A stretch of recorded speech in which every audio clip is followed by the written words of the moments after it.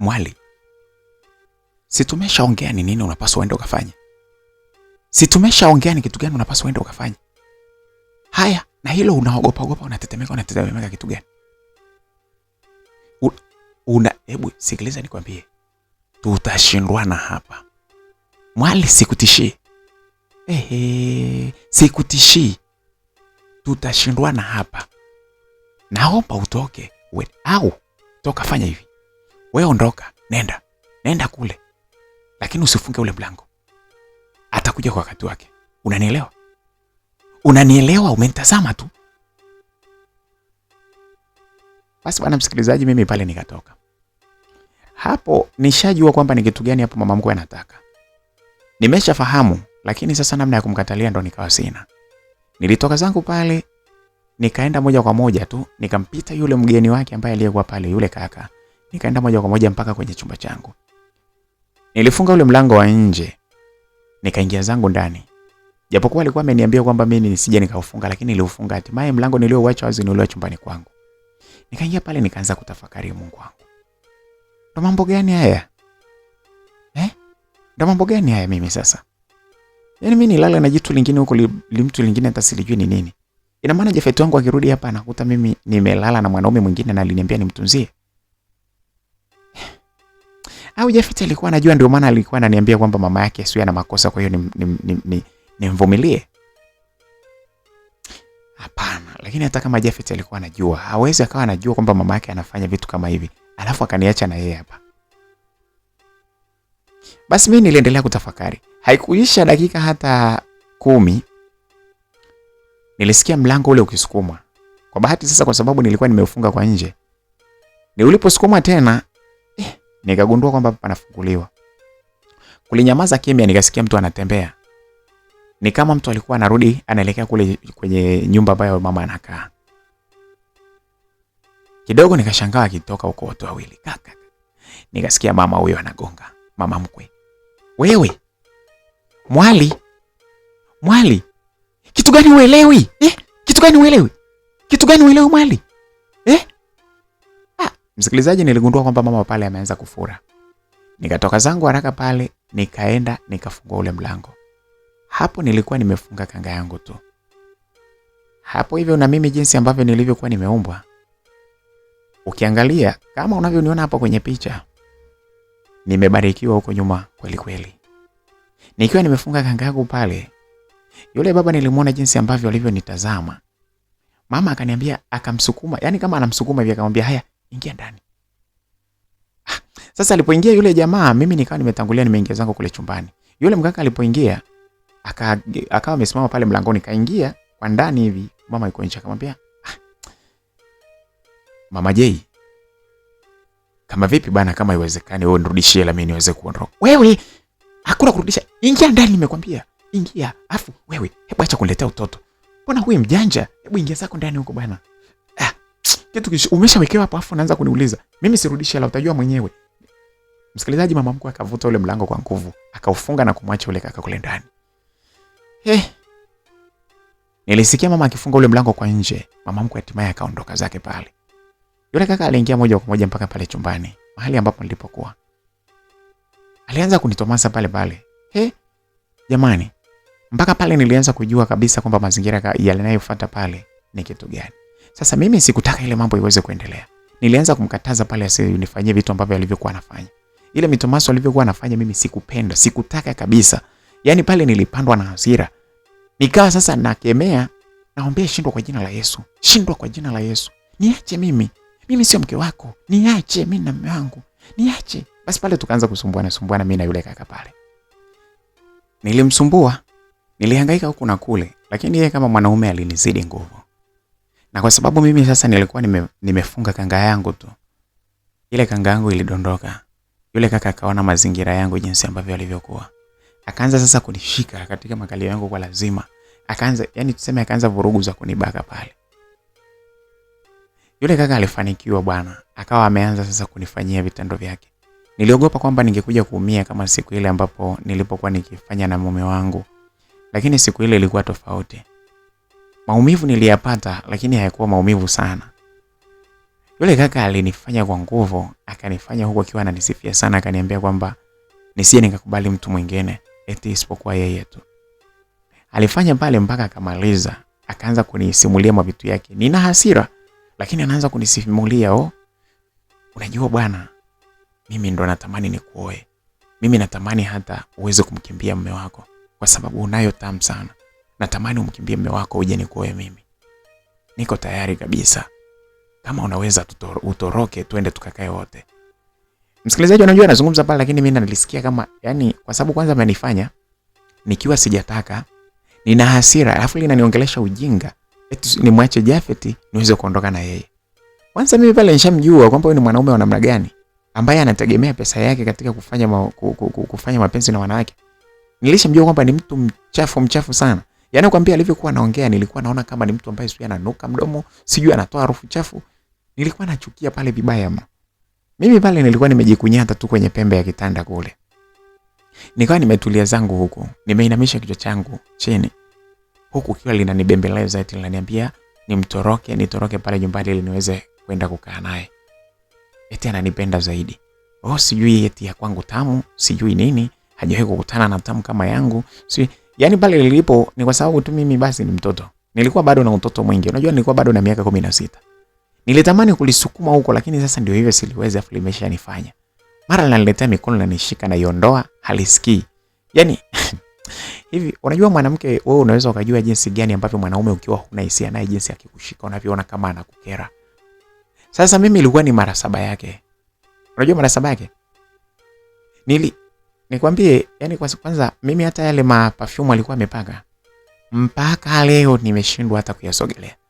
Kwa sababu nilimuona yeye pamoja na harufu zake na kila kitu ni vitu vibaya sana kwa maisha yangu. Mwisho akaniambia, unajua ukinikubali mimi nakuhakikishia kwamba nitakupa pesa sana. Mimi ninazo pesa, sio kwamba mimi natafuta. Huyu Japhet ndo kwanza bado anatafuta. Na ndio maana unaona hata mama yako ananikubali mimi kuliko hata mwanao. Yaani kuliko hata mwanae. Umeona? Ukinikubali mimi nitakuwa nakupa pesa, lakini kama hutoweza, kama hutaki basi mimi nisipitie hata kwa mama yako, mimi niwe napitia kwako wewe moja kwa moja. Sawa?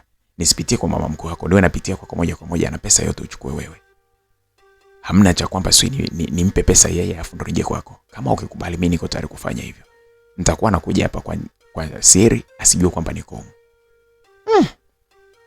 Pale alinifungua moja kwa moja. Sasa nikagundua kumbe mama mkwe ni kama alikuwa anachukua pesa kwa ajili yangu. Nilikumbuka siku ile ambapo alipopewa pesa kwa mara ya kwanza. Alafu wakawa wanaongea kama wananijadili. Kumbe mama mkwe yeye alikuwa ananiuza mimi ili aweze kupata pesa. Na mama mkwe ukimtazama uwezo kutarajia, anajikuta kwamba ni mtu anajua kuvaa vizuri. Kuvaa yani unajua kuvaa style ile kama mtu mwenye heshima kweli. Lakini kumbe ni hovyo kabisa. Ukimtazama mama mkwe wangu utaona amevaa kwa stara kweli kweli. Lakini kumbe ni mtu hovyo kweli kweli. Sasa yule kaka akatoa pesa. Alienda pale kwenye ile pensi yake alikuwa amevaa, ameiweka pale pembeni. Akaingiza pale, akatoa wallet. Alitoa hela. Si hakuhesabu, yani aliingiza tu mkono akaniambia shika hizo hapo. Shika basi. Unasikia? Shika hizi na wewe ni za kwako. Kwa sababu ninajua mama mkuu wako nimempa pesa lakini anaweza asikupe. Lakini ni kwa kitu ambacho ulichonipa. I say, kwa raha ulionipa wewe, naomba ushike na hii hapa. Nilinyamaza kimya, sikutaka hata kumwangalia. Sikutaka hata kupokea ile pesa. Shika bwana. Shika basi mpenzi. Yani nilikuwa linaniuzi likiniambia vile. Linaniambia mpenzi anatamani. Jamani, mimi sijawahi kukasirika na kujisikia vibaya kama siku ile. Nilikasirika, niliona dunia ni chafu. Niliona kama mbona dunia haina usawa. Unajua niliumia sana. Afrika niambia, sasa basi utaichukua baadaye. Mimi naiweka hapa. Likaiweka pale kitandani. Sasa limeweka pale likamaliza, likawa linatoka sasa. Huyo mida hiyo ya usiku sasa hapo unajua hapo muda umeenda kama saa 7 hivi. Likaondoka pale. Huku chini mimi sasa kuna waka moto. Sijui lilikuwa limenilia midawa. Sijui lilikuwa limekula midawa gani maskini ya Mungu. Mimi ndo siku yangu ya pili kuingiliwa na mwanaume. lakini limenisugua, limeniumiza. Yaani hata ile mapesa yake nilikuwa natamani sijui nimchome moto nayo. Lakini bana pesa ina ladha yake. Akafungua mlango akatoka. Nikaangalia ile pesa nikasema sasa hii pesa hapa shaiacha hapa. Hata kama nikisusa, mama mkwe akija hapa akiona ataichukua. Nitakuwa sijapata chochote, ningesema ngoja tu niichukue lakini sitaitumia. Unaona, ningesema sitaitumia, nikaichukua, nikaweka, nikavuta pale kwenye drawer, nikaingiza huko ndani. Nikatulia. Sikuhesabu hata ilikuwa ni shilingi ngapi. Lakini kwa nilivyoiona pale ni kwenye 80 au 100 hivi. Nikaiweka mle, nikasema hata situmia hata. Siwezi kutumia hela. Hela ya uchafu kama hiyo. Pale nikaanza kugundua kwamba ni kwa nini mama mkwe alichukua ile simu yangu. Kwa sababu kiukweli kama ile simu yangu ingekuepo pale, hata kama aliniambia kwamba sijui kuna mambo ya siri, sijui mimi mambo ya siri na mkwe na upumbavu wake alioniambia, nisingeweza kunyamaza siku ile. Kwa hasira ambazo nilizokuwa nazo ningeweza kutuma message au nijaribu hata kupiga. Kama Jafet angekuwa yuko eneo zuri aweze kuona message, kitendo ambacho mama yake amenifanyia. Basi bana siku ile nikaamua tu kulala, sikuwa na namna. Mama hata hajaja kuniangalia, mama mkwe hajaja kujua nimelalaje, nimeachwaje, yeye hajui. Basi akatoka, akaondoka zake. Nikakaa pale ndani, usingizi unashindwa kuja. Kila nikijaribu kufikiri usingizi unashindwa kuja. Nikasema ina maana mimi nililelewa kwa babangu na mamangu ili nije huku niweze kufanyishwa matendo kama haya. Hivi kweli huyu atakuwa ni mama mkwe? Hivi kweli huyu ni ndo mama ambaye anamzaa Jafet kweli? Huyu Jafet alinidanganya, huyu pengine ni mama yake tu akufikia, au ni dada tu mahali fulani hivi alimuokota. Kweli mama mzazi anaweza akakuletea mwanaume mwingine, akakuletea mke wako akakuletea mwanaume mwingine kweli alale nawe tena chumbani kwako kweli? Sikuamini bana. Baadaye usingizi ulinichukua, sijui hata ilikuwa ni saa ngapi. Asubuhi nimechoka. Kama mida ya saa 3 na hivi ndo naamka. Mama mkwe hata hajaja kule. Nikaamka pale, nikaenda kuogea, nikafanya mambo yangu hapa na pale. Siku hiyo Wifiriza alichelewa sana kuja pale. Alikuja mida ya saa 7 hivi ndo akaja pale nyumbani. Alipokuja pale akaniambia, jamani wifi yangu bana, samani bana, unajua jana kwenye nani tulichelewa sana kwenye shughuli, kwa hiyo nilichelewa kurudi, usingizi na mimi bana umenibana sana. Lakini naomba usifanye kitu chochote kile, mimi ndo nataka nikupikie. Ngambia bana, acha tu nipike. Hapana bwana. Hapana wifi. Wewe bana utapika siku zinavyoenda. Wewe sasa hivi hapo bro aliniambia kwamba wewe unapaswa upumzike.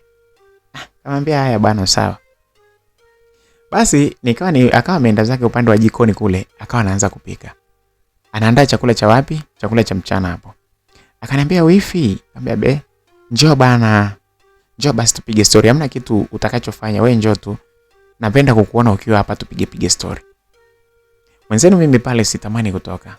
Kwanza huko kuchini kwenye kisima kunauma jinsi nilivyokamiwa jana. Yaani kunauma, unajua kunauma. Yaani natamani niwashe feni afu nielekezee humo. Unawaka moto vibaya mno. Nikaanza sasa ngasema lakini sasa wifi yangu yule hana kosa. Nikamwambia poa bwana wifi nakuja. Njoo bwana. Au ndo mwanamke kudeka? Haya bwana wewe ringa kwanza huko. Nakuja kukubembeleza mai wangu. Kweli bwana mimi ngatulia zangu pale kwa sababu nilikuwa sijisikia kunyanyuka kidogo. Wifiriza akaja pale. Wifi bwana twende basi kule. Twende au na hamu nikufanye kidogo. Eti anatania hapo. Nikamwambia yaani alivyoongea vile kwanza kuna hasira kama kalipanda, nikaona au ameambiwa nilichofanywa usiku nini. Bwana anauliza mambo yale. Akamwambia sio hivyo bwana. Akaniambia hebu bwana njoo basi twende bwana kule, wewe mimi napika. Wewe nataka tukae pale tupige story. Akanikumbatia pale nilipokuwa nimejilaza, akaninyanyua eti akanipigia na busu shavuni. Haya bwana twende bwana mai. Twende basi. Jamani nakwambia unajua Wifiriza ni kama ana akili nzuri vile. Alivyokuwa ananifanyia utasema kweli yeye ni mwanaume. Akanikumbatia pale, akanishusha mpaka kwenye kitanda pale, akanikalisha kwenye kitanda, nikawa sasa miguu iko chini nimekaa pale kwenye kitanda. Twende bwana mimi nataka mai wangu nikiwa napika wewe uko pale. Nikikuona, unajua mtoto mzuri nikikuona napika na enjoy. twende basi, twende bwana. Akanipigia busu hapa kwenye paji la uso. Ngasema Mungu wangu, kama maisha ingekuwa ndo kupendwa hivi. I say, kama ndo kupendwa hivi maisha ndo ndo raha. Basi bana, mimi nikanyanyuka pale. Hapo natembea na nani kidogo hivi. Shemu akaniambia, wifi yangu yule akaniuliza, vipi mbona unachechemea? Anambia, wewe bana, na kwani hujui? Akacheka kwa sauti. Akanigongea akaniambia, usiniambie basi. Nikamwambia, nisikwambie nini? Kwamba toka siku ile mpaka leo. Nikamwambia, ndio hivyo bwana. Nikakaa kwa basi tu. Bwana wewe acha mambo yako bwana. Au umemchiti jamani kaka yangu nini? Nikijua. Yaani wewe toka kitambo kile kaka ameondoka mpaka sasa hivi. Hebu acha mambo yako. Wewe nitakukagua. Nikikuta wewe kwanza njoo hapa, njoo kukague. Angamwambia bana, toka bana huko nakutania bana, na nachechemea wapi bana, hebu ondoka huko bana. Pale sasa mimi ilibidi nijikaze.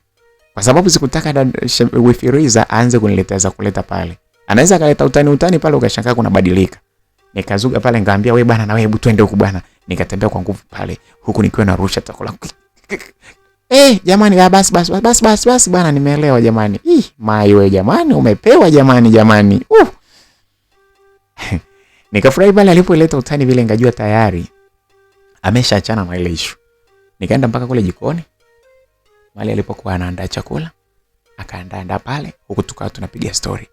Pale sasa najikaza, unajua najikaza sija kastuka kwamba ni na nini.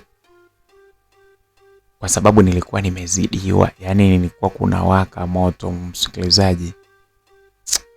Yani si mama mkwe aliniwazia nini kuniletea mwanaume kama lile ise. Basi bana, tukamaliza pale, tukala chakula cha mchana vizuri, mimi pamoja na wifi yangu. Wifi alikuwa anajua kupiga story bwana. Haishiwi, ana maneno mengi. Unajua ana maneno mengi. Utahisi kwamba yeye ndo BHB ise. Ana maneno mengi. Akimaliza story hii inaingia hii. Kuna muda anaongea mpaka anajikuta mimi nimeishiwa na maneno, mimi kazi yangu ni kuitikia tu. Ila bana, situsahau kitu kikubwa ambacho nakikumbuka sana kwa wifi Riza ni upendo. Yani sasa kwa umejaliwa upendo mkubwa sana. Amejaliwa upendo. Nilikaa pale nikijisikia sana kwamba niko na mtu wa maana sana. Niliona faraja hata kama yeye Jafet alikuwa yupo, lakini uwepo wa wifi Riza ulinifanya nifurahi sana. Nilijisikia raha kwa kweli. Basi tuliendelea na story pale, piga story mpaka jioni. Sasa hapo akaniambia bana, tutoke tukakae nje, tusikae huku ndani. Nikamwambia sawa. Tukachukua mkeka pale, tukatoka nje. Kulikuwa na mti fulani pale nje mkubwa, ule mti kivuli chake kimekuja kikaungana na kivuli cha nyumba. Tukaeka pale chini tukakaa pale. Story huku na kule. Kidogo namuona mama mkwe naye. Sijui alikuwa wapi. Anakuja zake. Unajua amevaa, amejifunika kuanzia kichwani wapi. Utahisi mtu wa maana vile ujue. Kakaja akaja pale. Jamani, hamjambo? Nakuja hapo, nakuja. Mwenyewe hapo ana furaha, anajua sijui nampenda. Akaingia zake ndani haraka akaja pale. Haya jamani, mwali. Hujambo? Ngambia sijambo, shikamoo mama. Pale na hasira, namuitikia tu basi. Marahaba bwana. Akaja kakaa karibu na mimi.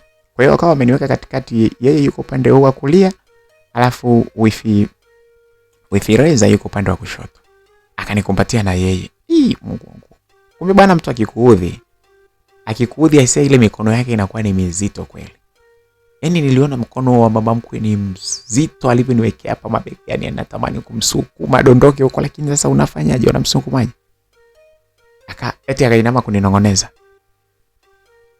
Hongera sana, nimepewa sifa zako. Nini? Wewe na wewe mengine tutaongea. Haya, mama unamwambiaje mke wangu? Alizungumza pale wifi Riza naye akawa anamuuliza, "Mama unamwambiaje mke wangu, mbona unamnongoneza mbele yangu?" Akaambia, "Tulia na wewe huko. Tulia huko kabisa. Tulia, niache kwanza na mwali wangu tuzungumze. Au nimuondoe hapa msikae naye sasa hivi." tulia bwana, unampeleka wapi mke wangu bwana? Mtaongea naye muda mwingine, mwache hapa hapa. Basi wakaanzisha stories hapa na pale, mama akawa anataniana na wifi Riza. Na mimi nikawa naongea lakini nina hasira. Eti afu mama mkwe anakuja kuniambia eti amepewa taarifa zangu. Afu halina taibu yani. Basi bwana mimi pale nikatulia tu kwa sababu sikutaka niseme kitu chochote pale kibaya. Wifi Riza sija akajua, sikutaka wifi ajue kinachoendelea. Nikanyamaza tu, tukapiga story pale mimi nikiwa sipo vizuri, yani siko comfortable kabisa jinsi mama alivyo pale. Kafika mida akasema anaenda kuandaa chakula na yeye kule. Wifi Riza akamwambia ngoja nitaandaa cha usiku hapo. Kweli bwana wifi Riza akaanza kuandaa chakula. Kaenda jikoni kule akaanza kuandaa chakula ambacho tungekula wote. Akaandaa pale chakula, mimi akaniacha nimekaa pale na mama mkwe. Mama mkwe akaanza kuongea ushumbwenda wake. Alivyoanza tu kuniambia, "Sasa sikia nikwambie mwanangu. Unasikia mwali? Nilitamani ninyanyuke niondoke nimfuate wifi Riza kule alipo, nikakae na yeye. Lakini sasa ilibidi nikae pale pale. Kwa sababu nisingeweza kunyanyuka na kumwacha pale, angekuja kuona ni dharau na mambo yangeweza kuwa mengi." Ameweka mkono wake karibu kabisa hapa na nani yangu hapa, pupuchi yangu. Ameweka pale, afu anataka mama mkwe kama ni mwanaume vile. Kidole kimoja hiki anakaa kama anabonyeza hivi, eti anabonyeza nyeti yangu. Mimi nikaumia pale kutokana na kwa sababu tayari nilikuwa na majeraha ya usiku, ni moto niliwashiwa. Nikamwambia, akaniambia, hivi ndio vitu nilivyoambiwa bwana. Sikia nikwambie. Hongera bwana. Una bahati zako. Nakwambia nimeambiwa bwana una mambo. Hapa sasa wewe ndo tu yani hapa ndo umeniweza. Nakwambia mpaka mumeo anakuja hapa. Hata ule uwanja wake ulioko kule anapaswa ukutoke una nyumba tayari. Mpaka anarudi inabidi akute pale kuna nyumba. Kwa sababu wewe najua sasa hivi unaona hivyo, lakini kadiri siku zinavyoenda utazoea na utakuwa mzuri sana. Utaingiza fedha sana wewe, mimi nakwambia. Nikamwambia kwani mama mume wangu anarudi lini? Mume wako ashaondoka safari hiyo? Haina uhakika. Kwanza ameenda kwenye machimbo. Sasa mtu aliyeenda kwenye machimbo ni uhakika kwani kurudi? Anaweza akarudi hata baada ya miaka. Nikamwambia mama acha utani basi. Hawezi akarudi mwaka basi. Yaani ameniacha mimi niko nyumbani na mtoto wangu anaacha mwaka. Kwanza achana na hiyo habari ya mume wako. Mume wako atarudi na hapa ndio nyumbani kwao na wewe hapa ndio nyumbani kwenu. Akirudi atakukuta. Mimi hebu tuzungumze mambo ya pesa kwanza bwana. Wewe unazungumza habari ya mume wako ya nini? Nikamwambia mama, wewe mimi namtaka mume wangu. Habari ya kuniambia sio atarudi miaka, wewe nani akwambia kwamba mimi naweza kukaa hapa miaka bila mume wangu? Hapana. Bwana nawe, hebu tuachane na hayo bwana. Mume wako atarudi tu. Atarudi muda wote. Msikilizaji, mama mkwe akaanza kunipa story yake mingine pale. Akaniambia sasa, mwali sikiliza. Unajua sasa hivi nataka nikupangie ratiba. Kwa sababu na wewe utapata pesa nzuri tu. Mimi nina watu wengi sana. Na mimi hapa ninapaswa maisha yangu yaende. Mimi nitawategemea nyinyi mpaka lini? Nitawategemea watoto mpaka lini? Na mimi ninapaswa niwe na kitega uchumi changu pale. Kiwe kinaniingizia shilingi 200 zangu. Lakini sasa kwa sasa bado nawategemea. Kwa hiyo inabidi nipate pesa kutoka kwenu. Nikishaweka kitega uchumi changu, hapo na maisha yenu. Hapo na maisha yenu. Siwezi kuingilia kabisa. Na siwezi kuja huku kwenu kuwasumbua kwamba sijui nataka hiki wala hiki. Mama mkwe alikuwa anazungumza kama anazungumza kitu cha maana, kumbe ni upumbavu. Kumbe jitu zima jinga kweli. Nikamwambia mama, ratiba ya kitu gani? Akaniambia ngoja nikwambie. Kuna mkaka huyo mwingine. Siku za nyuma alikuwa anafanya kazi. Huyo ndiye aliyempa mume wako hizo connection za kwenda huko kwenye migodi. Yeye alianza kitambo kidogo. Na sasa hivi amefanikiwa vizuri sana. ana bonge la hekalu pale. Ana maisha mazuri tu naweza kukwambia. Sasa amesema, niliongea naye akaniambia atatembelea hapa kati ya leo, kesho na kesho kutwa. Sasa akija pale tutapata pesa nyingi. Naomba usiniangushe. Mfanyie kila kitu unachokijua. Alewe kabisa, najua atatoa pesa ya kutosha. Hakikisha unampa anachotaka. Sawa? Yani mpe kila anachotaka. Sawa. Msikilizaji, alipoongea vile mimi nilijichokea bwana. Nakwambia, nikawaza hivi anamaanisha kwamba nimpe tena na huyo? Lakini nilishindwa kabisa kumkatalia. Mama mkwe alikuwa na sehemu kuu mbili. Akiwa anazungumza hivi jambo la kukushauri upumbavu anakuwa mwema sana, lakini akikasirika, akikuta unampinga lile jambo lake anakasirika sana. Niliamua kuchukua upande wa kumwacha tu aongee. Lakini ilibidi nimuulize, "Mama, kwa nini unafanya hivi?" "Mama, mimi siko tayari." Nilipomwambia vile akaniambia, "Wewe hebu nisikilize. Nisikilize wewe. Acha ujinga. Huo mwili na huo uzuri wako hujapewa ili ukae tu. Lazima msaidie mumeo kazi. Lazima msaidie mumeo majukumu. Na mimi mama yenu nategemea kula kupitia nyinyi. Kwa hiyo unategemea kwamba mimi nitaishije? Nategemea maisha yangu na nawategemea nyinyi. Hebu acha usinichanganyie habari wewe bwana. Nakwambia atakuja huyo ndo ataleta hela ya maana. Na wewe mwenyewe utaona mbeleni siku zinavyoenda jinsi itakavyokuwa. Anakuja ndani ya siku hizi 3. Ndani ya siku hizi 3 anakuja. Na kuomba usiniangushe. Mimi ndio mwenyewe. Ni nani ambaye atasema mimi ndio ninapaswa nikulinde? Ni nani ambaye atamwambia Jafet kwamba ulitoka na mtu yeyote? Hebu naomba uache ushamba huko bwana. Umepewa mwili mzuri hivi. Yaani mimi nakwambia ningeumbwa kama wewe, sasa hivi ningekuwa na gorofa. Wanaume wanapenda wanawake. Wanapenda wanawake wazuri. Sasa unaumbwa hivyo alafu unataka ukae kijinga. Mwanangu sitaki awe ameoa mjinga mimi. Naomba unielewe hivi. Nikamwambia, "Mama, kwa hiyo wewe unaridhia kabisa kwamba mimi ni tena usinijibu. Subiri pesa hizo zije. Huyo anayekuja nimekwambia ndo kubwa. Na nimeambiwa iko vizuri. Mwenyewe ananiambia inanata kama nta.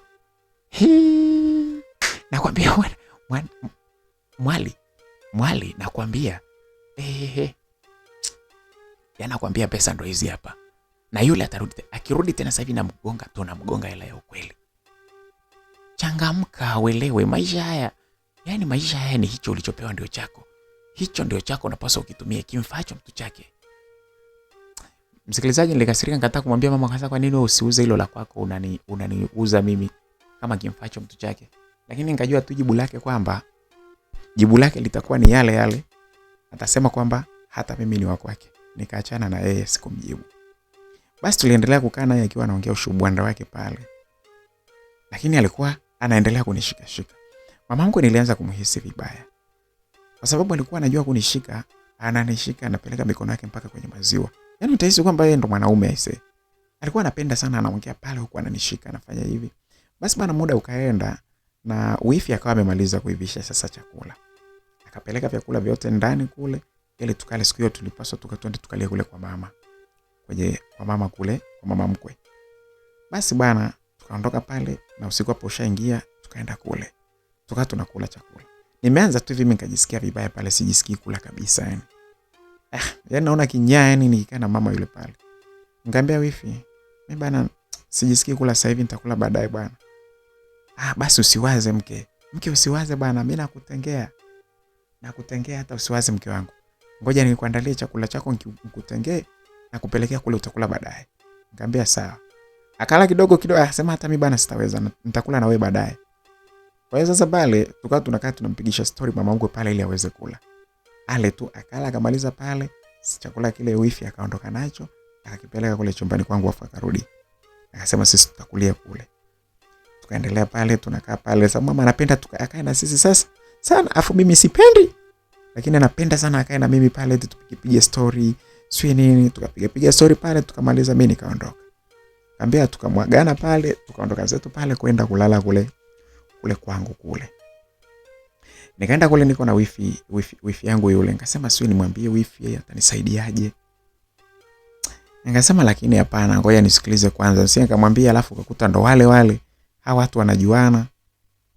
Kweli bana, siku 2 ziliisha na yule kaka ambaye nilikuwa naambiwa alikuja. Nilifahamu kwamba ndo yeye baada ya kukuta kwamba kuna gari fulani hivi aina ya BMW imepaki pale, alafu amekuja pale sasa anaongea na mama. Kidogo nikaitwa, nikajua tayari hapa kuna jambo. Akaja pale, nikafika mpaka pale aliponiita pale sepleni, nikakaa. Akaniambia tulia hapo. Akaanza, Victor, ndo kama hivyo bwana. Kwa hivyo uniambie sasa, sio uanze kuni bania tena hapa. Mimi sitakuelewa. Wenzako wengi wanataka. Sasa usiniangushe na wewe ukianza kuleta na kukatalia. Mama mkwe ndo alikuwa anamwambia yule mkaka. Nilijua kwamba anaitwa Victor baada ya mama kumuita. Yule kaka akasema, Mama je, hapa mimi siwezi kukuangusha kwa kweli. Hapa siwezi kukuangusha. Mimi mwenyewe nimekubali. Siwezi kukuangusha. Yaani siwezi kukuangusha kabisa. Yaani unakula wewe na yeye anakula safi kabisa, hamna shida. Basi pale mama akacheka akasema, "Wow, si ndo mambo hayo bana. Ndo maana mimi nakupenda wewe. Nilijua utaanza kuniletea ushamba wako wa kipare hapa." Kwani wapare wa shamba?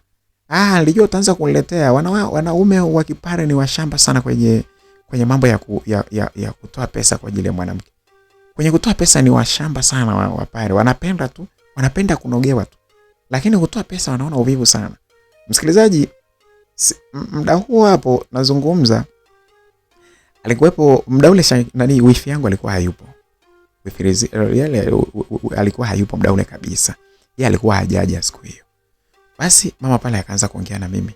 Akaniambia, "Okay, sasa sikiliza nikwambie mwali. Hakuna kitu ambacho ni kigeni hapa. Nilishakwambia kila kitu. Sasa mgeni wako huyo hapo. Nendeni pale kwenye gari, muingie pale muongee. Najua wewe nilishakwambia kila kitu, hamna kigeni. Haya nenda." Nilimtazama mama mkwe, nikamtazama na yule kaka. Nilishindwa kukataa. Nilitoka pale tukaongozana na yule kaka aliyekuwa akiitwa Victor, tukasogea mpaka kwenye gari yake. Akaniambia ingia ndani.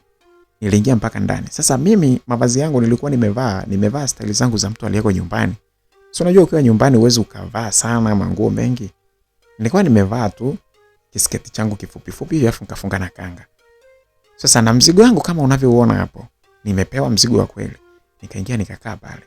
Pap. Akafunga ule mlango. Akaanza kuniambia, "Sasa sikiliza nikwambie. Najua mama mmeshaongea naye kila kitu. Lakini sasa mimi nataka nizungumze na wewe. Wewe mwenyewe ndo nataka nizungumze na wewe. Mimi nimekuelewa jinsi ulivyo. Nimekuelewa tena. Sasa mama mkwe nimempa chake kule. Na nitampa tena, lakini mimi nahitaji tuelewane basi mimi na wewe. Mimi nahitaji nikuhamisha hapa kwa sababu ukikaa hapa mama mkwe wako yule mimi namjua. Atazidi kukuletea wanaume wengine. Nakumbuka kwamba jamaa kurudi sio sasa hivi. Anaweza akakaa hata zaidi ya miezi 6 kule. Mimi kule machimboni napajua. Mimi ndo nilimpeleka mume wako kule. Kwa hivyo anaweza akakaa hata miezi 6 ndo akarudi. Mimi nataka nikupeleke nikutoe hapa. Tukakae na wewe kule mpaka mume wako atakaporudi ndipo utarudi, lakini pia ukipenda kukaa na mimi siku zote sawa." Ngambia hilo haiwezekani. Sikiliza nikwambie. Hivi unajua maisha yangu mimi. Mimi naishi maisha mazuri. Yaani nina kila kitu ambacho unachojua mwanaume anapaswa awe nacho. Ninachohitaji mimi ni kupata mwanamke mzuri kama wewe niweze kuenjoy naye. Wewe huwezi kukaa hapa mkaja na upewe shilingi ngapi. Mimi nataka nikupe kila kitu, nikujengea hata nyumba. Ndio vitu vikubwa unapaswa upewe wewe. Ushanielewa? Mimi nimekupenda sana wewe. Yaani kwa kweli sija kuonjesha, lakini nikikutazama tu hivi lazima utakuwa ni mtamu. Hebu naomba ufanye hivyo basi. twende tuwe pamoja tukakae wote. Mimi nitakupa pesa hata leo tu hapa, mimi nitakupa. Kuna hela hii hapa shilingi milioni 2. Ya kwanza tuchukua na hii hapa. Zote hizo tutachukua. Msikilizaji, alitoa bulungutu za milioni akaweka pale, akaniambia za kwangu. Lakini alitoa pesa zingine hizi ambazo zilikuwa kama shilingi 600 hivi. Akaniambia na hizo hapo amenipa. Akaniambia mimi hiyo nakugea tu. Sio kwa nini, hiyo ni kwa sababu ya siku ya leo. Tunapaswa tuende tukalale kule kwangu. Ngambia mimi siwezi kutoka hapa nyumbani kwenda kulala. Wifi yangu akija hapa akinikosa mimi nitasemaje? Hilo la wifi yako mamako ashasema kwamba alishaongea. Ashasema kwamba kuna namna anajua mwenyewe kulimaliza. Atajua mwenyewe anamuelezaje. Kwa hiyo usiwaze sana. Yaani usiogope kabisa. Mama anajua mwenyewe. Wewe si unaona mama mwenyewe ndo anamba analeta kwako? Au mimi nilikuja kwako bila mama? Mama yako mkwe si ndo mwenyewe amenileta. Sasa unahisi kwamba kweli anaweza kanileta tu hivi kweli alafu kweli?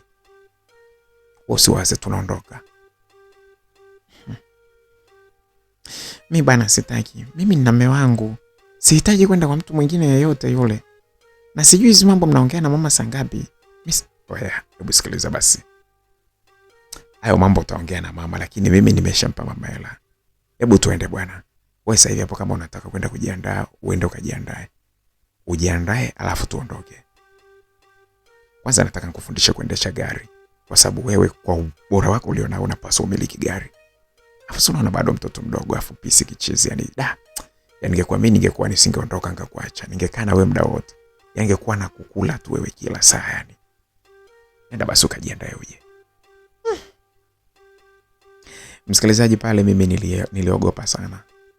Niliogopa kwamba sasa nakwenda kulala na mwanaume mwingine tena. Aliniangalia pale nikawa sasa mimi nashindwa kumwangalia. Pale alianza kunitomasa. Akaanza kunipa juice ya mate kwa lazima. Akaanza kunipa juice kwa lazima. Tulibadilishana juice pale japokuwa mimi nilikuwa sitaki. Lakini alivyoanza baadaye akawa anaendelea, nilijikuta na mimi nikikubali. Tulibadilishana juice pale ndani ya gari. Bana wewe. Huko na kule akaanza kunipelekea mpaka kidole chake huko. Alipopeleka kidole chake huko, nilizidi kupandisha mizuka. Pale akaanza kutafuta eti anataka ni apige, ananiambia anataka apige moja pale. Nilishangaa alivunja siti haraka sana pale. Akaanza kunipakia pale na kunipakata, na kweli bana alifanikiwa kunifanya pale. Nikamwambia haya imeisha hiyo. Akaniambia hapana, hiyo ni kionjo tu kwa sababu ya mazingira haya. Lakini sasa wewe shika hii, afu nitakuongeza ile nyingine kule. Nenda nayo hii hapa. Kaweke ndani ni ya kwako. Nyingine nitakupa ukije huku. Msikilizaji, pesa bana inatamaa. Pesa inatamanisha sana msikilizaji. Nilichukua zile bulungutu 3 za shilingi milioni moja na ile shilingi 600. Nikazikunja kwenye kisiketi changu, nikaenda zangu huku. Alikuwa yuko pale kwenye gari, alishusha kioo akawa ananiangalia jinsi ninavyotembea kuelekea kule kwenye nyumba yangu kule. Nilikuwa nikimrushia huko nyuma, alikuwa anatazama jinsi panavyoruka vizuri. Niligeuka kidogo hivi kuangalia, nilimuona jinsi ambavyo alivyokuwa amedata na mimi. Nilikuwa nimeshafanywa tena pale, ni kama nilianza kuzoea tabia za ajabu. Nikaenda nikaziweka zile pesa pale kwenye drone nikatulia. Nilikuwa sina budi. Nikachukua maji pale, nikaenda zangu bafuni, nikaoga, nikamaliza. Nilijiandaa vizuri, nikapiga kibisketi changu ambacho alichokuwa ameniletea yeye Jafet, mpenzi wangu. Alikuwa ameniletea kimini kimoja hivi, akaniambia hii ni nguo unavaa siku tunatoka. Ilibidi nivae ile pale, na kiblousi fulani hivi ambacho kilikuwa hakifichi vizuri hapa chini. Yaani kwenye kitovu hapa kulikuwa kuna baki hivi. Nikavaa pale, nikajikuta nimependeza kweli. Alafu nikatoka.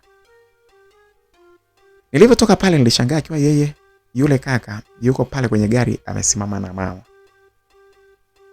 Amesimama na mama, lakini hawajasimama hivi. Mama yani kaingia yuko ndani hivi. Alafu hiyo yuko kwa njani, kuna vitu tu baadhi ndio viko nje. Lakini mwili wa mama na yule kaka vyote viko ndani. Sikujua ni kitu gani walikuwa wanafanya. Mimi nilifika mpaka pale. Lakini nilipofika pale nilishangaa yule kaka na mama mkwe wakiwa wanapigana denda pale. Nilistuka pale. Nikamwambia nilivyosema hivi pale wakachiana haraka sana. Mama akaniambia mwali umekuja. Haya bwana, usiwaze, sisi wote ni watu wa kike, hamna hata shida. Haya ingia. Safi sana, unavyonifanyia vizuri sana. Ukirudi na zawadi yako.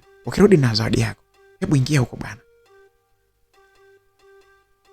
Walifungua mlango wa gari ule, mama akawa ametoka nje, afu mimi nikaingia pale ndani nikakaa. Nafsi yangu ilikuwa inanisuta sana kufanya vile, lakini mazingira yalikuwa hayafai mimi nisifanye.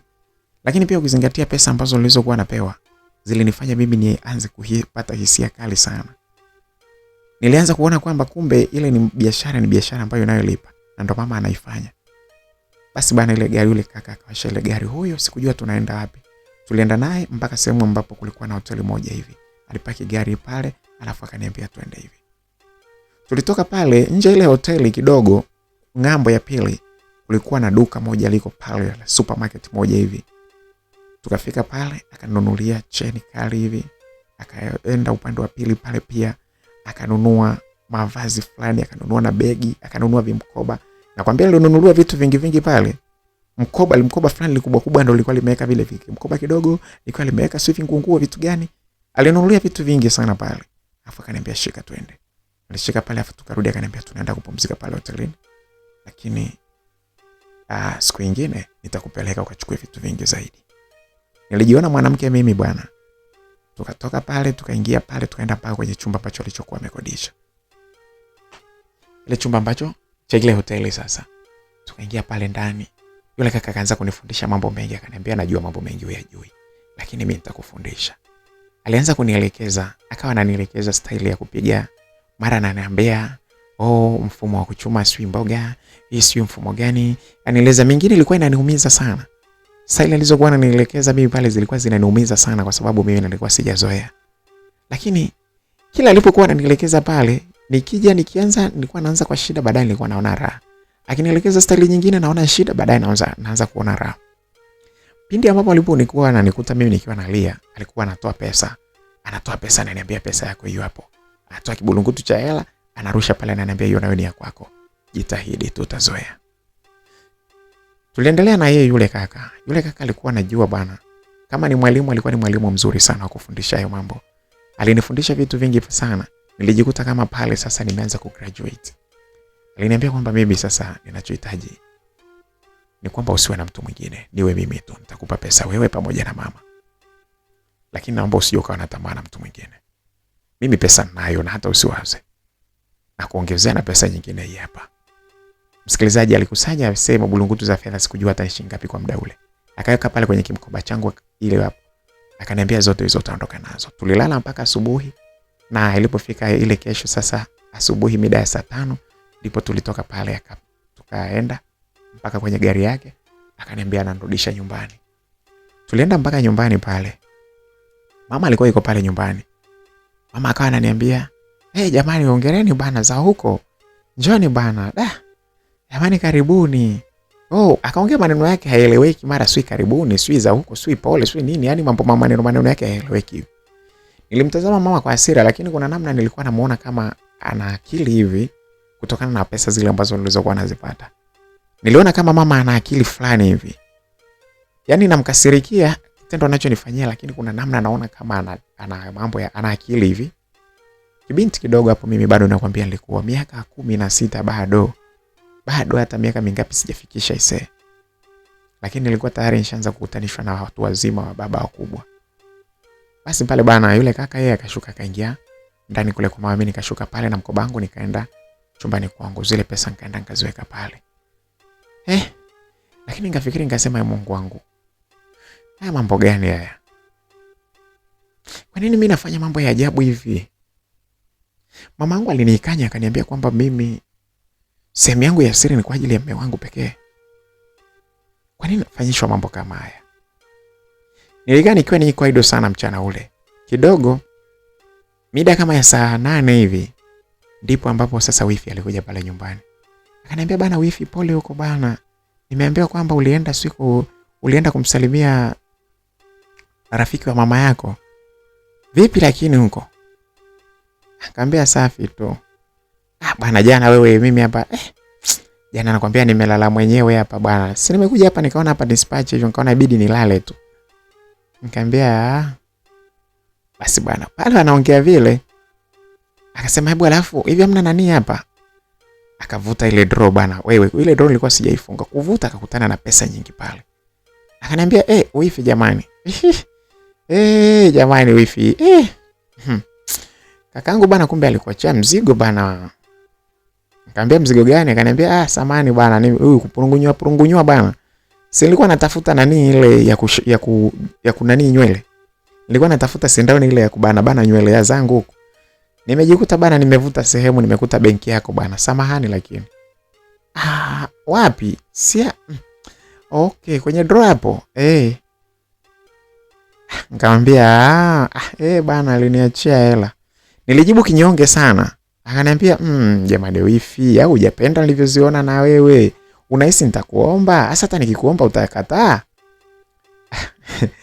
Nikamwambia hapana, hasa wifi yangu wewe ndo akuniomba kitu wewe nikatae wifi yangu wewe? Haiwezekani. Sikumwambia kwamba mimi nimenyongonyea kwa sababu gani. Nilifahamu kwamba kumbe wifi hajafahamu kabisa kwamba zile pesa mimi nimezitoa wapi, na hajafahamu mahali nilipokuwa. Kumbe mama mkwe alimueleza kwamba mimi nilikuwa nimeenda kwa mama yangu kwa rafiki yake kumsalimia. Mama mkwe alimdanganya kwamba eti mimi nilienda kwa rafiki yake kumsalimia. Ndio maana niliporudi pale, yeye wifi akawa ananiambia kwamba eti na nimeambiwa kwamba ulikuwa umeenda kumsalimia rafiki wa mama mkwe wako. Sasa jambo zuri. Nilistuka kwamba mama mkwe anafanya yale mambo na hahitaji wifi aweze kufahamu. Nilijiuliza ni kwa nini mama hataki wifi aweze kufahamu mambo yale. Nilihisi kwamba pengine wifi ni mkali, au kuna mambo ambayo pengine mama anaogopa atasemwa labda.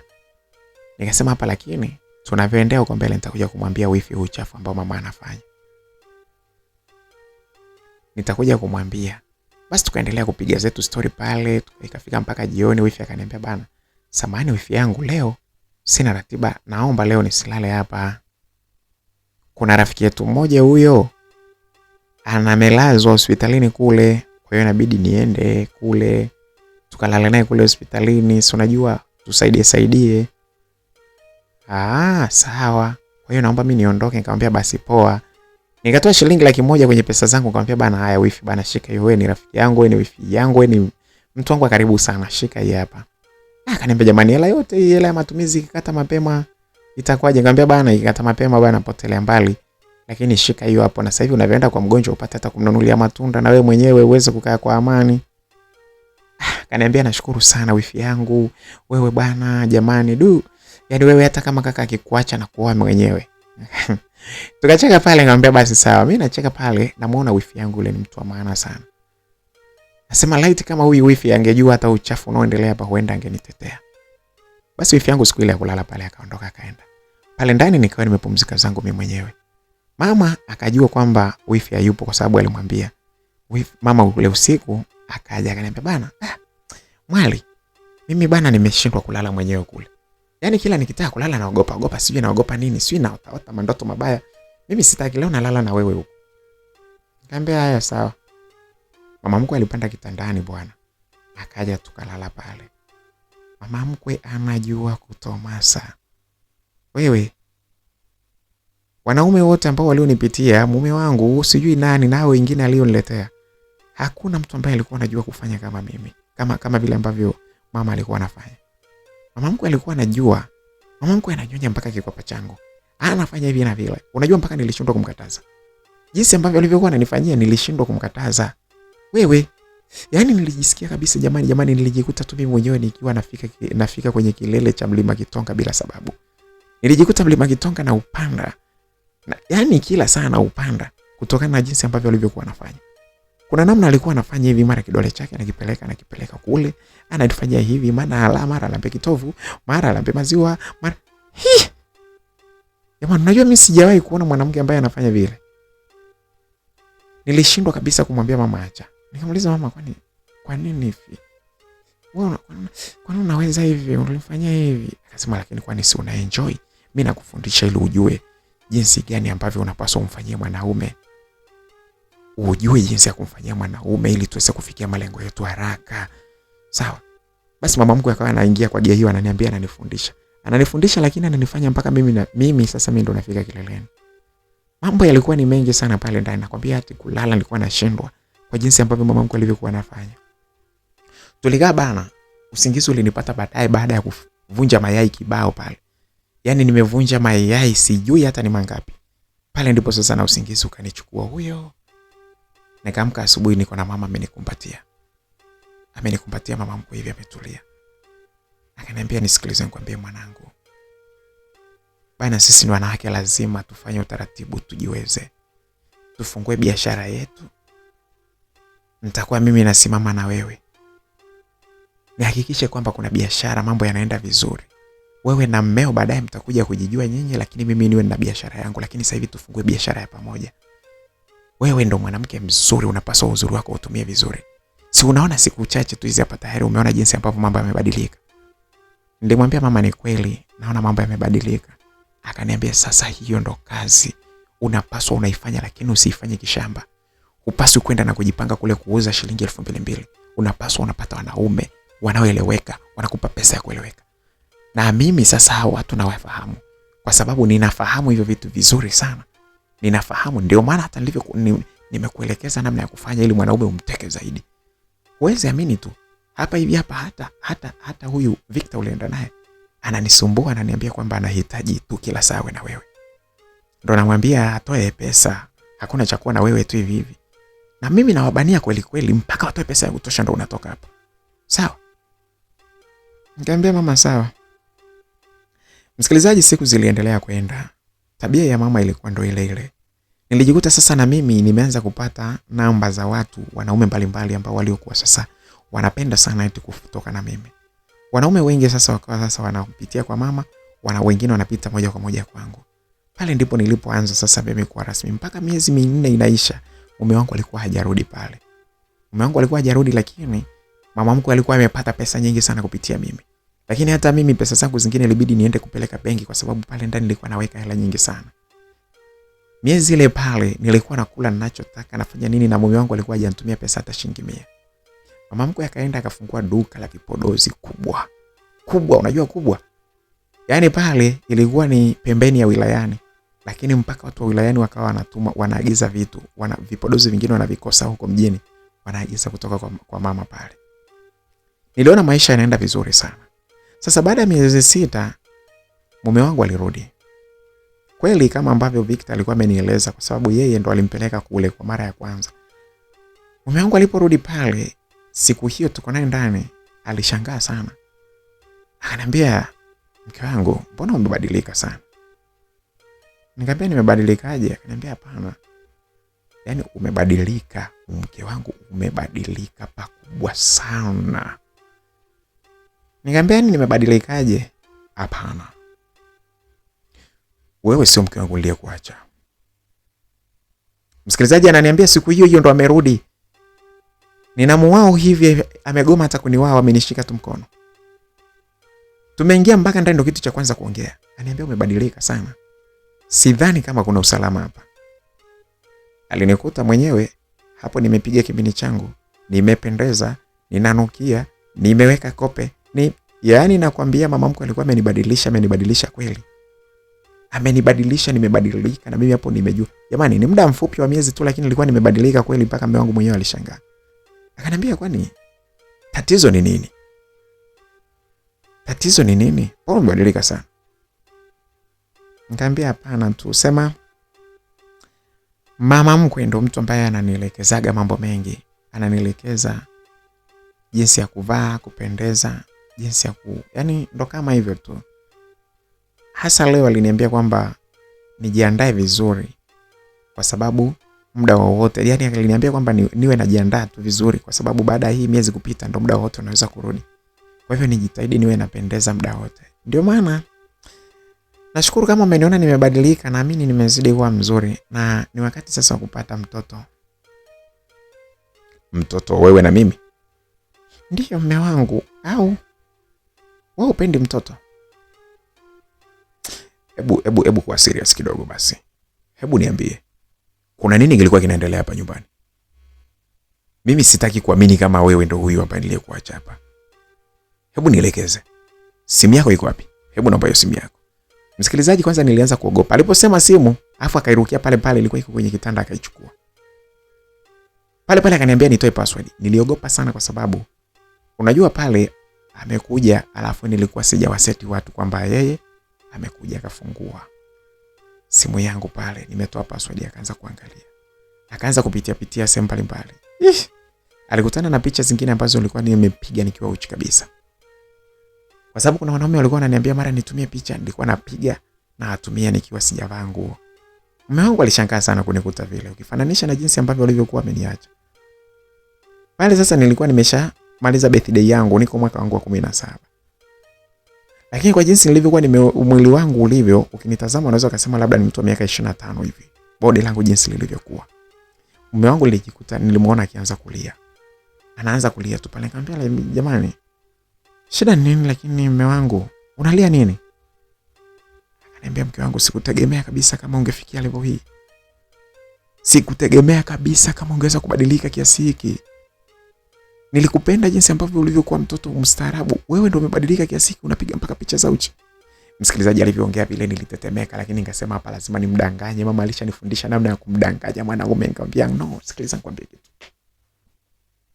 Mume wangu, kwani picha za uchi kupiga mimi napiga? Si nimepiga kwa ajili yako ili wiki ijayo nikuonyeshe.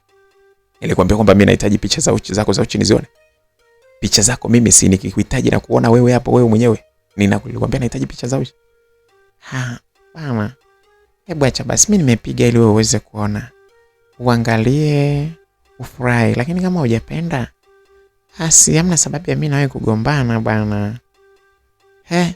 Kwa hiyo unagombana, naifuta basi. Ifute kama uitaki. Kwani kuna ubaya gani mimi na wewe jamani? Kitu kiko kwenye simu yangu, unaogopa nini? Unaona nataka uanze gubu tena. Mbona yangu hivyo? Unataka uanzishe gubu?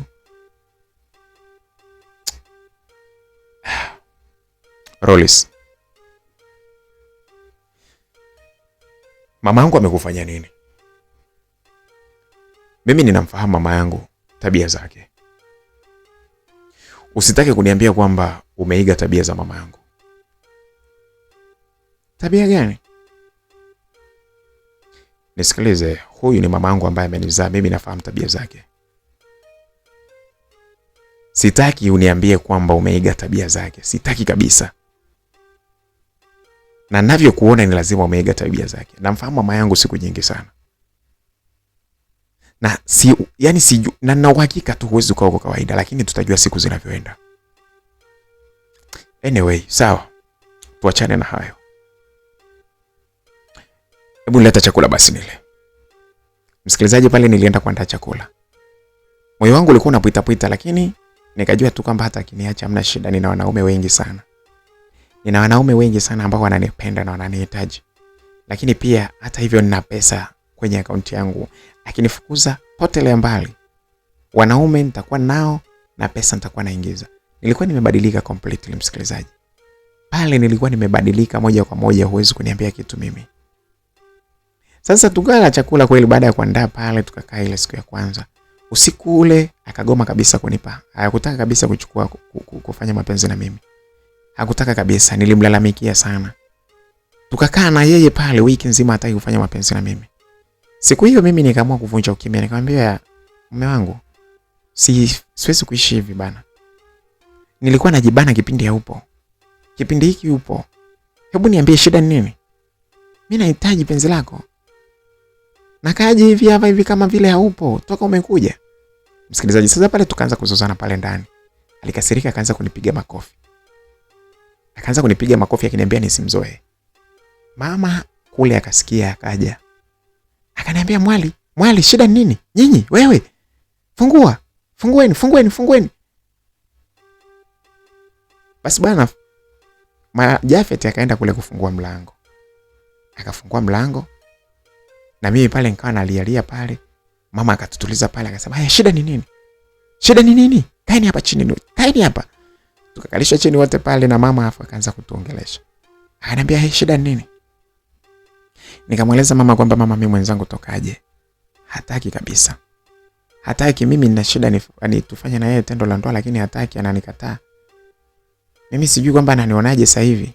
Kwanza ananiambia sio nimebadilika, alafu kufanya na mimi hataki. Ndio maana nimemwambia, alafu ananipiga. Mama akaanza sasa kumfokea mwanae. Alafu sasa anavyomfokea namwambia, yani wewe una mwanamke mzuri alafu unamletea ujinga. Yaani wewe nikwambie, huyu ukitetereka wenzako watamchukua. Oho, mimi ninajua nimekuzaa mwanaume lijali. Usitake kuniambia kwamba ulijali umeisha baada ya kwenda huko. Ukizingua, yani ukileta za kuleta hapa wenzako watamchukua. Sitaki umpoteze huyu. Huyu ndo mkamanda ninayemtaka. Tunaendana. Ninachomweleza anafanya. Tofauti na hao malimbukeni wako wajinga ulioniletea mwanzoni. Na ndio maana tuligombana yakaondoka yote. Yote mawili aliondoka kwa sababu yalikuwa hayana nidhamu. Huyu kila ninachomwambia anatii. Kila ninachomwambia anaelewa, na anaelewa maana kutafuta pesa hapa mjini. Ukijichanganya ukampoteza huyu, hata laana nitakulaani kabisa. Msikilizaji, mama mkwe aliongea sana akimfokea mwanae. Mwanae alimtazama mama yake, mwisho akamwambia, mama, mke wangu niliyemwacha hapa sio huyu. Unasemaje? Mke wangu niliyemwacha hapa mama sio huyu. Unamaanisha nini? Kwamba huyu sio yule uliyemwacha hapa? Haya, amebadilika, amekuwa nani? Mama, sijui ni kitu gani umenitendea, lakini mke wangu amebadilika sana. Amebadilika, amekuwa ng'ombe au mbuzi? Sina maana hiyo mama. Nilimleta akiwa na kwenye staili ambayo ndivyo ananipa hisia. Sasa hivi sina hisia naye kabisa. Kwa hiyo unataka kusema aondoke au? Vyovyote itakavyokuwa, hata kama akiondoka mimi nitatafuta mwanamke mwingine, lakini jinsi alivyo hawezi kuwa mke wangu kabisa. Wewe hauna akili. Hata kama akiondoka huyu, maisha yake humpati tena. Huyu maisha yake humpati tena, utakuja kumtaka tena. Hebu kuwa na akili. Na sasa nakwambia, uende kuzunguke ufanye hivi, huyu ni mke wako, atakuwa wa kwako, labda kama hujatoka hapa. Labda kama hujatoka hapa kwenye hili tumbo. Labda kama sijakuzaa kwa uchungu na damu zikatoka. Tena wewe ukiongea nitakuvulia nguo hapa. Nitakuvulia nguo hapa wewe. Oho. Msikilizaji, sasa mume wangu alipoambiwa vile, akanywa akamwambia mama basi aishe samani, kwa sababu mama ameongea sana. Tena ufute hiyo kauli ya kusema aondoke. Uifute. Huyu ndo mke. Huyu hapa ndo kwake. Mwanamke ambaye ninachoongea ananisikiliza. Unataka uanze kuniletea watu ambao nabishana nao kila siku kama wakiwenza? Msikilizaji, mama mkwe alizungumza sana, aliongea sana, akimlazimisha sasa yeye mume wangu ili aweze kutengua kauli ya mimi kuondoka pale. Mwisho wa siku kweli bwana Jafeti alikubali kutengua ile kauli na kumwomba mama yake msamaha. Tulikubaliana kwamba tuweze kuishi pamoja. Aisee, tuliishi pale, alianza kulala na mimi, lakini alikuwa anatumia kinga, hataki kulala na mimi moja kwa moja mpaka kinga. Bila kinga hataki. Nilimbananisha siku moja tukafanya bila kinga, lakini alikasirika sana na kunitukana. Nikasema isiwe shida, lakini tumefanya. Mimi bana nilishindwa kuacha tabia za kuendelea kuchiti wanaume wengine. Nilishindwa kabisa. Nilijikuta mimi sasa nimekuwa ile na kazi zangu nazifanya, nafanya biashara zangu. Hata mume wangu akiniambia kwamba hataki nifanye, nilikuwa nafanya kwa lazima. Nilijikuta mimi jeuri, lakini nilikuwa nimeivana na mama mkwe hivi. Yaani nagombana na mume wangu, lakini mama mkwe sigombani naye. Mama mkwe ananipenda ile kinoma. Tukigombana na mume wangu, anakuja anatusuluhisha. Anasema wewe ndo unapaswa uwe mke wa hapa. Yaani wewe ndo mke mwana wangu. Mama mkwe alikuwa ananitetea sana. Tuliendelea kuishi hivyo hivyo. Lakini siku moja nilikuja kupata taarifa kwamba kumbe mume wangu alikuwa ameoa mke mwingine. Na pale nyumbani akawa haji mara kwa mara. Mume wangu kumbe alikuwa anapata data zote nilipokuwa naenda kutoka na wanaume wengine, alikuwa anajua. Lakini aliamua kuniacha tu pale nyumbani kwa sababu mama yake alikuwa anasema kwamba sipaswi kuondoka. Na mume wangu bana kumbe alikuwa ananiambia kwamba hana pesa, lakini alikuwa amepata pesa, alikuwa amejenga mjengo mkubwa sana. Kumbe bana kule kwenye madini alikuwa amebahatika kupata pesa nzuri tu. Akawa sasa ndo biashara yake anaifanya mara kwa mara. Lakini alijenga nyumba nzuri sana. Akaniambia kwamba wewe, siku moja akaniambia mimi sina uwezo, wewe kaa na mama, lakini sina uwezo wa kuendelea kukaa na wewe. Ukiona vipi siku ukitaka nikurudishe kwenu uniambie, nikukabidhi kwa baba yako na mama yako. Kwanza siku ile mume wangu aligoma kuja pale nyumbani aliponiambia vile. Nilikuwa nimeshapata taarifa za kule kwamba ana mke mwingine. Mamangu aliniambia bwana, hoteli mbali, lakini ile mradi tumepata pesa. Tungesubiri hapa aje atupe pesa ingekuwa shida. Wewe sasa hivi angalia maisha yako. Una pesa na mimi nina pesa, na kushukuru. Nimepata pesa nyingi sana kupitia wewe. Msikilizaji, nilimuelewa mama, lakini nilianza kukaa katika hali ya upweke, kukosa mume pale nyumbani. Machozi yalikuwa yananibubujika japokuwa mimi nina pesa. Nilikumbuka maneno na formula ambazo walizokuwa wananifundisha wazazi wangu nyumbani. Nilijigundua kwamba nimetenda kosa mbele za wazazi wangu, lakini pia vile vile kwa mume wangu, na zaidi sana nimetenda makosa mbele za Mungu. Jambo lile lilikuwa likiniumiza sana. Niliumia sana kwa sababu sasa pale nilianza kuwa mpweke. Kadiri siku zilivyoenda, wanaume wengi wakawa hawahitaji tena kuwa na mimi. Na wale ambao walikuwa wanataka kulala na mimi walikuwa wanalala na mimi, huku wakinipa pesa kidogo mpaka shilingi 20,000, 5,000. Kitu ambacho sikukipenda kabisa. Wengi waliniambia kwamba wewe bwana ulikuwa zamani sio sasa hivi. Walikuwa wananiambia ukweli kabisa eti kwamba mimi nimepotea, sijui nini, sina kitu chochote cha maana. Wananisuta, alafu mimi moyo wangu pale unaumia zaidi. Nilishindwa mimi kweli kukaa maisha ya kutunza familia yangu, kumheshimu mume wangu ambaye alikuwa ananipenda sana. Mpaka pale ndoa yangu ilikuwa imeharibika. Niliamua sasa kwamba mimi niweze kuacha matabia ya kutoka na wanaume wengine. Lakini sasa nilikuwa nashindwa. Na hata kipindi ambapo nilipoweza na kukaa na mwanaume mmoja, lakini sasa maisha yangu yalikuwa yameharibika. Kila mwanaume niliyekuwa natamani tukutane ili aweze kunioa alikuwa anakataa. Lakini hayo yote sikuyatoa nyumbani kwetu. Ni mama mkwe. Sitamsahau kama mama mkwe kwa kitendo alichonifanya mimi, cha kunifanya mimi niwe na tabia ya kumchiti mume wangu mpaka mume wangu akaniacha. Na sasa hivi naishi maisha ambayo kweli unapata pesa lakini unakosa heshima mtaani. Kuna mwanaume unayekaa naye wanakuona tu ni mtu wa hivi hivi. Na mimi nilikataa, nikasema siwezi kuzaa mpaka pale ambapo nitakapopata mwanaume halisi. Nipate mwanaume ambaye atakayekubali kunioa. Lakini kila siku najutia sana kitendo kile cha kukubali kutumiwa na mama mkwe kwa ajili ya faida zake binafsi, alafu na mimi nikapoteza ndoa yangu. Natamani asitokee mwanamke mwingine ambaye naye anapitia mambo kama haya. Japo naendelea kushangaa sana kwamba yule alikuwa ni mama mkwe wa aina gani. Lakini mimi kinachoniumiza zaidi ni kitendo chake yeye cha kunifanya mimi niishi maisha ya hovyo mpaka sasa hivi. Kama kuna mwanamke anapitia mambo kama haya, kiukweli naomba tu Mungu amsaidie aachane na haya mambo ambayo anayopitia mimi. Mungu amrehemu sana.